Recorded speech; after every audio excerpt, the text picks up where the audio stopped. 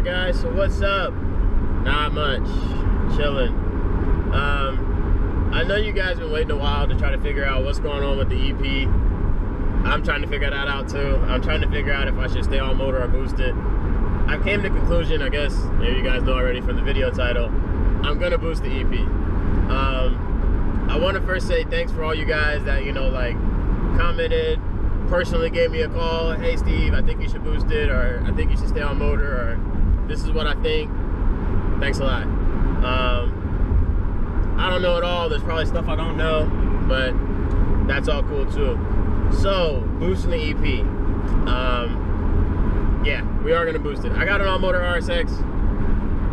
I kind of figured, what's the point of having two all-motor cars? I really didn't see the point of that.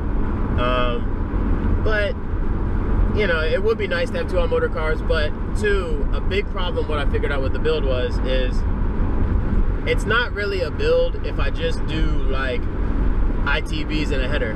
Like, that's one video. Like, that's it. That's not helping really anybody. Like, okay, that's just ITBs and a header install. That's it. Whereas, like, if I boost the car, I can go through like everything. Like, there's so much you need to do to boost a car. So I figured that would be like a lot more interesting if I were to boost it. Two, because I guess the next question I have for you guys was like, what do you guys want to see more on the video? Like, are you guys just looking for like buy the parts and boost it, or are you more looking for like why did you choose that part? You know, like, why did you go T3 versus T4 versus V-band versus twin scroll? Or I see you know, you built a twin scroll manifold.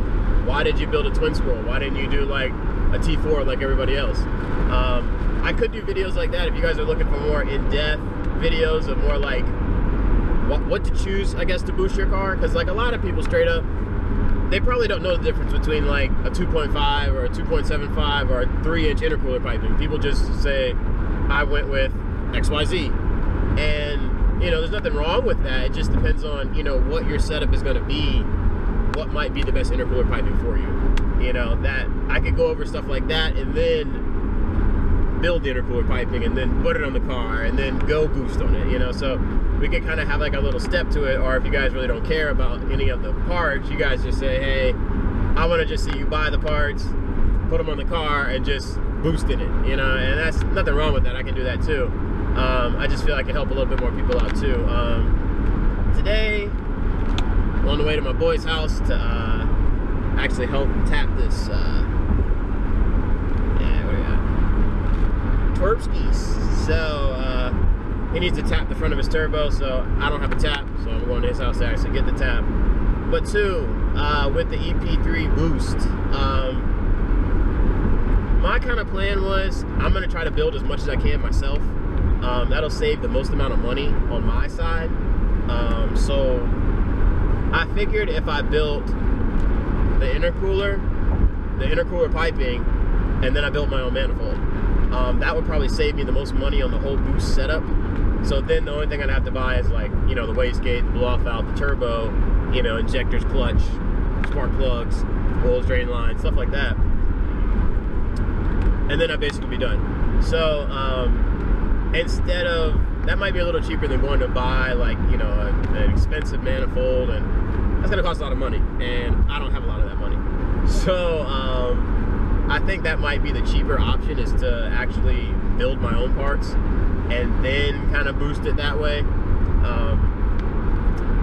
A lot of you guys said you wanted to see a budget build, and I kind of want to do a budget build, but at the same time I kind of don't, because I don't want to put like I don't want to put an eBay manifold on my car. I know that thing's gonna crack. I know it's gonna, you know, break and fall apart. I know that. That's a given. And I'm not trying to do all that. That's why I kind of wanted to put a nice manifold on the car and, you know, get everything to fit perfect, so I'm not running into a lot of problems. But what was suggested to me by actually one of my subscribers on here, he said, hey, look, what if you got like a cheap turbo, but put it on a nice manifold and got like a cheap wastegate, you know, or, you know, and then tried it just to give it a try to see what would happen, you know. So then instead of us going to spend $1,800 on a precision turbo, just go spend $100 on an eBay turbo and spin it up and see what happens.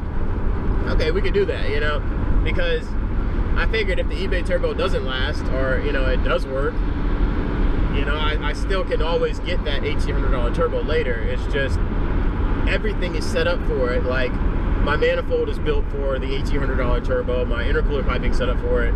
It's just I found a $100 turbo that did work in that spot. So we could do something like that. So I'm probably gonna keep this video pretty short, but yeah, we are boosting the EP3. Just let me know what you guys want to see. If you guys want to see like my in-depth process of buying the parts and deciding on, you know, what manifold I should run. Should I do a backdoor manifold, or should I do a sidewinder? What are the advantages of that, you know? Or do you guys not care? You guys just want to say, hey, just go build a manifold, put it on the car, and go boost it. So we got more stuff to come. I don't know what's next. I'll probably be buying some parts if you guys want to see that. I haven't purchased anything yet, so, but that's it. So, all right, guys, I'll let you guys go. Peace.